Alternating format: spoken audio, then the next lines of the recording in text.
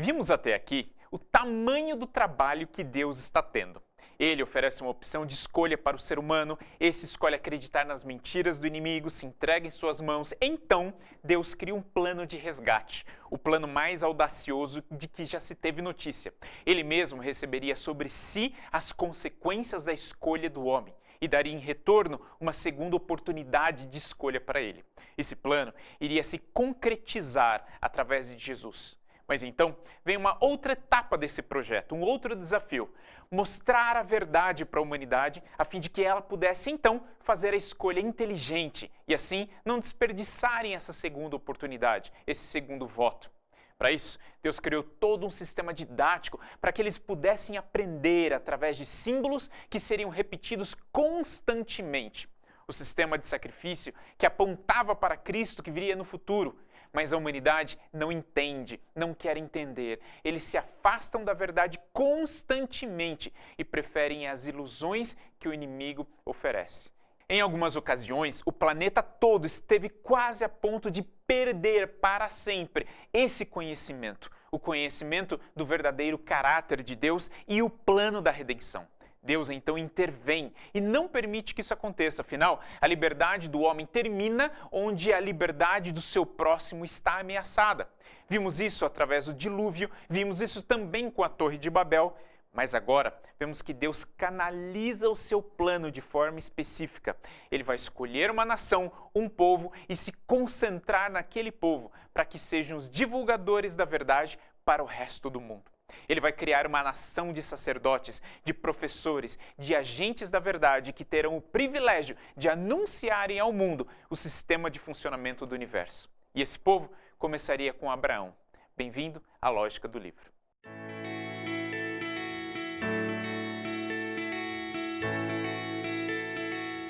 Até Abraão, o inimigo não sabia muito bem de onde sairia o Messias. Ele atacava para todos os lados e quase obteve sucesso. Mas agora, Deus está focando o seu projeto através do desenvolvimento de um povo especial, característico.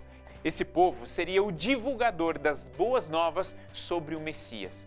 Ao perceber isso, o diabo também começa a concentrar os seus esforços naquele povo. Afinal, se ele conseguisse destruir a raiz da árvore genealógica de Jesus, então ele conseguiria um resultado muito maior para os seus planos. E se ele corrompe os professores da humanidade, automaticamente os alunos aprenderão a corrupção. Deus pede para Abraão então sair de onde ele estava, pois ele vivia em uma cidade corrupta. Pela contemplação sereis transformados. Essa é a lei básica. Você tem a tendência de assimilar aquilo que contempla, consome, aquilo com que você convive. Vemos na história de Abraão que vários costumes pagãos já haviam sido assimilados por ele sem que ele se desse conta.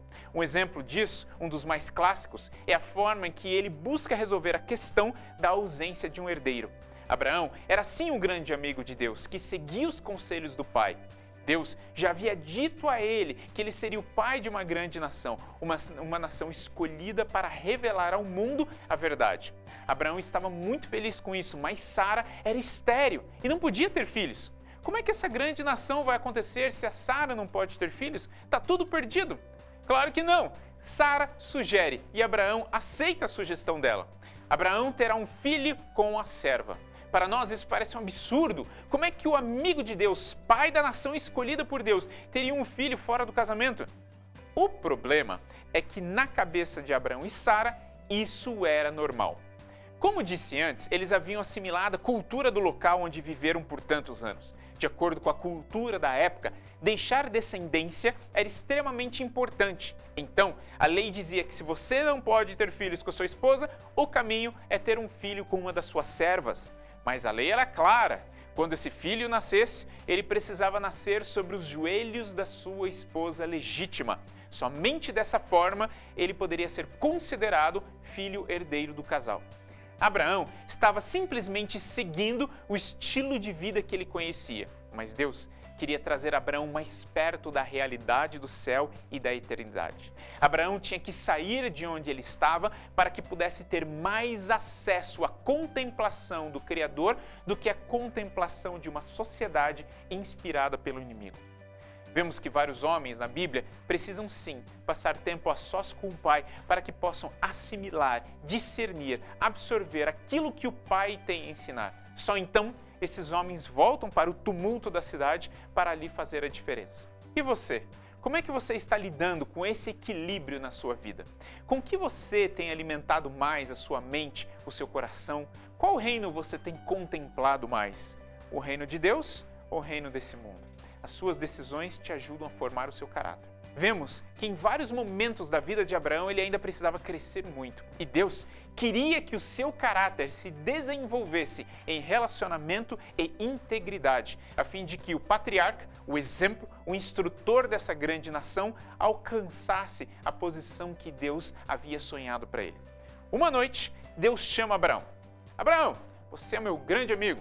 Nosso relacionamento tem crescido muito e você tem aprendido muitas coisas. Mas, Abraão, eu queria compartilhar algo com você.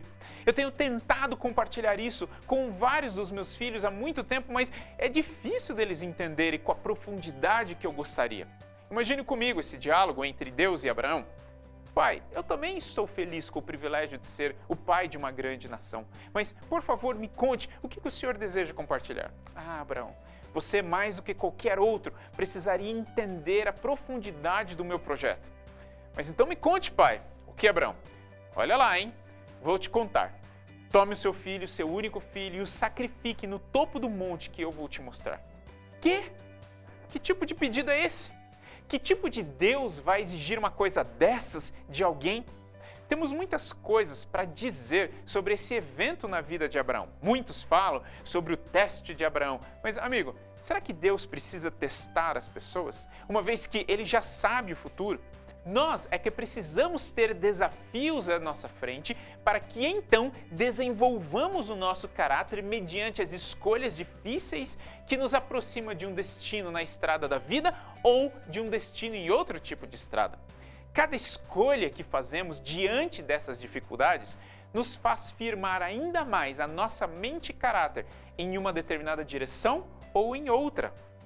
O pai da nação que serviria de sacerdotes, professores para toda a humanidade, aqueles que iriam divulgar o grande projeto de Deus para salvar o ser humano através do sangue de Jesus, o patriarca de Israel precisa entender de forma profunda o coração de Deus. Só assim ele poderia então ensinar aos seus aquilo que Deus estava ensinando para ele. Abraão, voltamos ao nosso diálogo imaginário. Abraão, eu quero que você pegue o seu único filho que você ama tanto, quero que você o leve até a montanha que eu vou te mostrar e ali eu quero que você tire a vida dele. Abraão não entende muito bem o que está acontecendo, mas Deus tem sim um propósito. Sabe, amigo, às vezes nós não entendemos muito bem o que está acontecendo. Parece que as coisas estão saindo do controle, mas Deus sempre tem um propósito. Abraão caminha por 3 dias, lado a lado com seu filho, em direção àquele monte. Quem sabe, talvez conversando com ele, buscando estreitar ainda mais o relacionamento que ele tinha com seu filho. Quem sabe, dizendo ainda mais o quanto ele o ama. Quem sabe, da mesma forma que Jesus, durante a sua missão de pouco mais de 3 anos aqui na Terra, também caminhava lado ao lado com o Pai, ouvindo dele, do Pai, você é o meu filho amado, em quem eu me comprazo. Ao chegar ao pé do monte, pai e filho deveriam subir sozinhos para terem aquele momento a sós. Antes de se entregar também, Jesus pede para os discípulos orarem por ele, mas ele precisava de um momento sozinho, mais íntimo com o Pai, a fim de estarem plenamente juntos para aqueles momentos finais.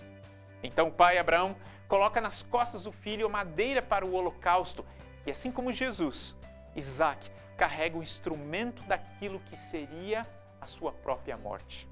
Assim como Jesus, Isaac também tinha força e oportunidade de se livrar daquele momento, daquela situação, mas nenhum dos dois, nem Isaac e nem Jesus, está sendo forçado. Ambos caminham voluntariamente até a sua morte. Ambos se doam mansamente para serem um sacrifício vivo com um propósito nobre. Abraão está com o coração partido. Deus está com o coração partido.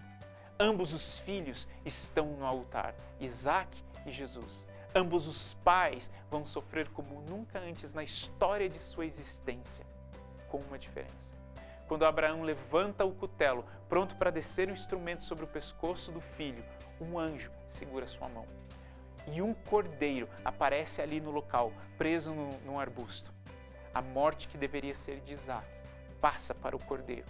Nenhum filho precisaria morrer, nenhum pai precisaria sofrer, a não ser o Filho Jesus, a não ser Deus o Pai. Talvez pela primeira vez desde a queda do homem, um ser humano pôde estar tão perto de entender a dor do coração de Deus. Abraão, agora você sabe o que eu sofro. Agora você entende melhor o custo, o preço do meu projeto. O seu filho, Isaac, não precisa morrer, porque o meu filho, Jesus, morre no lugar dele e de toda a humanidade. Nenhum ser humano precisa mais perder a eternidade, pois o meu filho será o sacrifício vivo em favor de todo aquele que nele crer e quiser ter a vida eterna. Eu creio que o quase sacrifício de Isaac foi muito mais do que um teste. Foi Deus abrindo o coração para o seu melhor amigo, Abraão.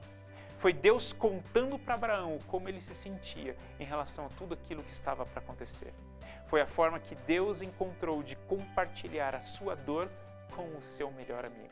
Eu imagino Abraão sentindo a lágrima vertida dos olhos do Criador do universo naquele momento. Amigo, Deus deseja conversar com você.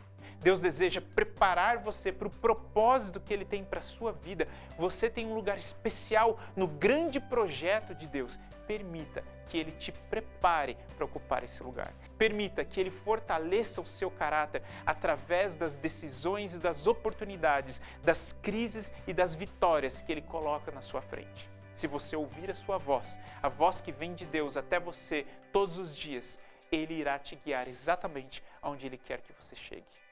Que Deus te abençoe.